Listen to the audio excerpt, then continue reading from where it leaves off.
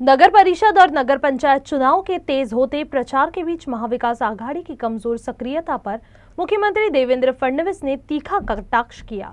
उमरेड में पत्रकारों से बातचीत करने के दौरान उन्होंने कहा कि चुनाव जीतने के लिए जनता के बीच जाना पड़ता है, घर में बैठकर चुनाव नहीं जीते जाते। ते प्रचारात का नाही याची मला तरी कल्पना नाही, पण मी एवढंच सांगू इच्छितो, निवडणुकांमध्ये जनतेमध्ये जाऊन मतांचा जोगवा बागणं यालाच लोकशाही म्हणतात। लोकशाहीमध्ये घरी बसून राजकारण करता येत नाही।